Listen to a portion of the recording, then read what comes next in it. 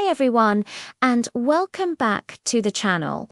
Today, we're venturing deep into the Emerald Heart of Washington State, a land of towering pines, misty mountains, and secrets that have been whispered for generations. We're not just going for a hike, we're on the trail of America's most legendary creature. But this isn't your average Bigfoot story.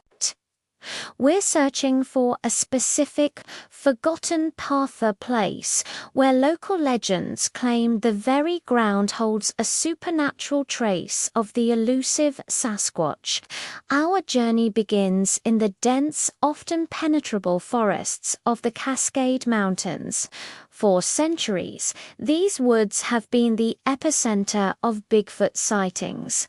Indigenous tales from tribes like the Lummi and the Salish speak of a giant hairy man of the woods, a figure to be respected and sometimes feared. These weren't just campfire stories. They were warnings and accounts of a very real presence in their ancestral lands. Fast forward to the 20th century, and these tales exploded into the mainstream.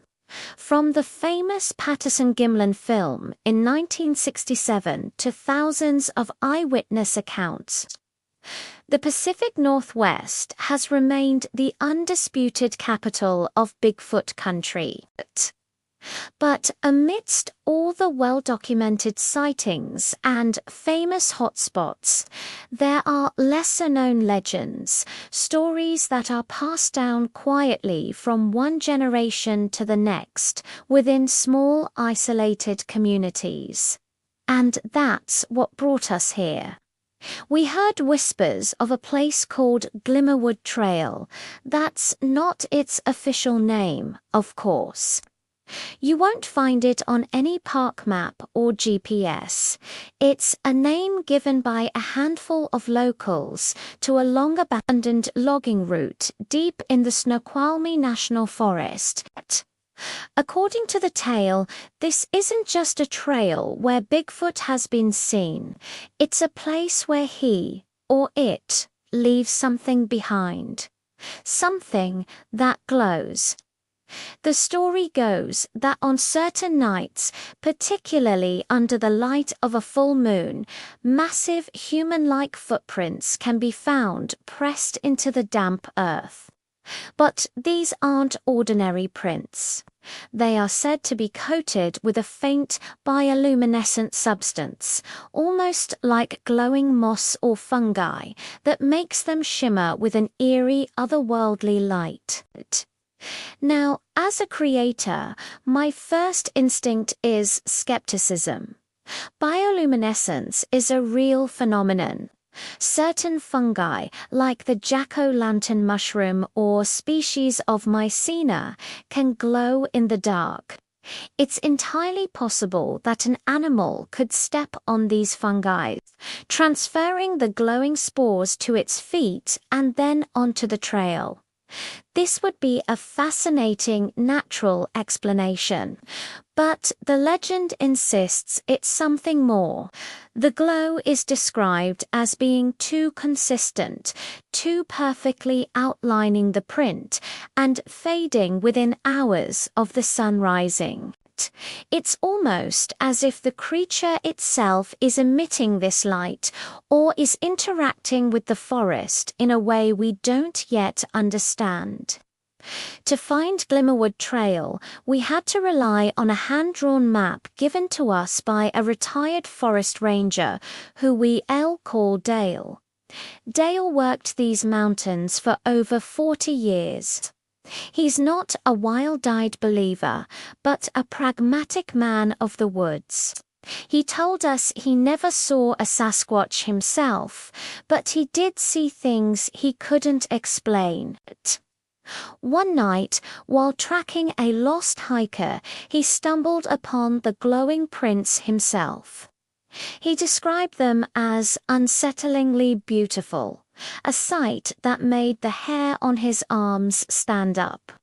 He was convinced it wasn't just a random patch of glowing fungus. The prints were in a clear line of travel, each one perfectly formed and over 16 inches long. Following Dale's map, we find ourselves leaving the marked paths behind.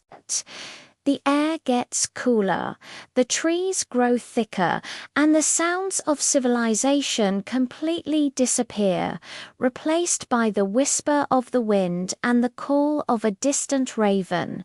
This is the kind of place where you feel like you're stepping back in time. After hours of navigating through dense underbrush and over fallen logs, we finally find it, a barely perceptible clearing that marks the old logging road. This is Glimmerwood Trail. The forest floor here is different. It's covered in a thick carpet of moss and damp soil, the perfect canvas for leaving impressions. The sun is beginning to set, casting long, dramatic shadows through the canopy. The atmosphere is thick with anticipation. We set up our camp just off the trail, preparing for a long night of observation. We have our standard gear, but also UV lights and specialized cameras to capture any faint light signatures. The plan is to wait for full darkness and then slowly, carefully, walk the trail under the moonlight, just as the legend dictates. As night falls, the forest transforms.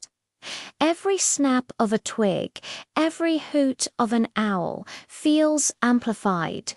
The full moon rises, bathing the trail in a silvery, ethereal glow. It's both beautiful and incredibly unnerving. This is when the rational part of your brain starts playing tricks on you.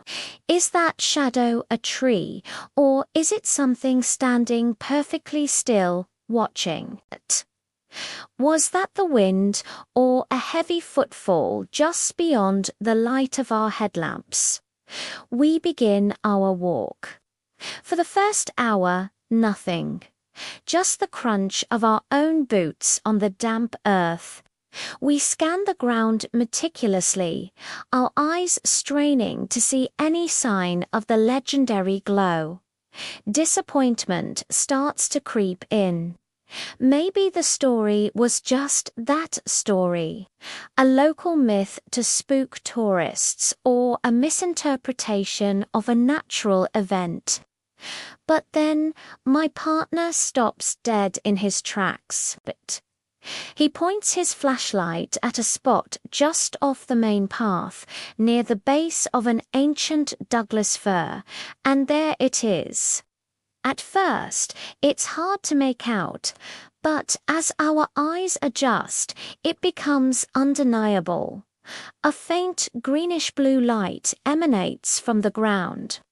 It's not a footprint, not yet, but a strange, glowing patch of what looks like disturbed soil. Our hearts are pounding. We get closer, and that's when we see it. Leading away from the glowing patch is a series of massive indentations in the moss. They are faint, but they are there. And within one of them, the clearest of the bunch, is a soft, pulsating luminescence. It's not bright, but it's there. A perfect outline of a giant foot, easily 17 inches long, with 5 distinct toes. It's exactly as the legend described. We immediately start documenting. The UV light makes the glow pop, revealing a complex web-like pattern within the print, almost like glowing mycelium. We take samples of the soil and moss for later analysis. What could this be? Is it a known bioluminescent organism activated by the pressure of a heavy foot, or is it something else entirely? A substance from the creature's fur or skin? The possibilities are mind-boggling. The glow itself seems to fade as we watch it. Within about an hour, the print that was once so clear is now just a dark impression in the moss, the supernatural light completely gone. We spend the rest of the night searching, but we don't find any more glowing prints. It seems we were lucky enough to witness this fleeting, magical phenomenon. As the sun rose, we packed up our gear, our minds racing. We came here seeking a legend, and we found something that defies easy explanation. While we don't have a photo of Bigfoot, we have evidence of something truly strange and wonderful on this forgotten trail. The soil samples are now at a lab, and we're anxiously awaiting the results. Will they show a rare fungus or something unknown? This experience reminds us that even in our modern, mapped-out world, there are still true mysteries left to explore. Places like Glimmerwood Trail hold secrets that science may not yet have answers for. It's a powerful reminder to keep an open mind and to never lose our sense of wonder. The world is far more mysterious than we often give it credit for. What do you think we found out there? A natural wonder or evidence of the legendary Sasquatch? Let me know your theories in the comments below. And if you enjoyed this adventure into the unknown, please hit that like button and don't forget to subscribe for more explorations into the world's greatest mysteries. Thanks for watching, and as always, stay curious.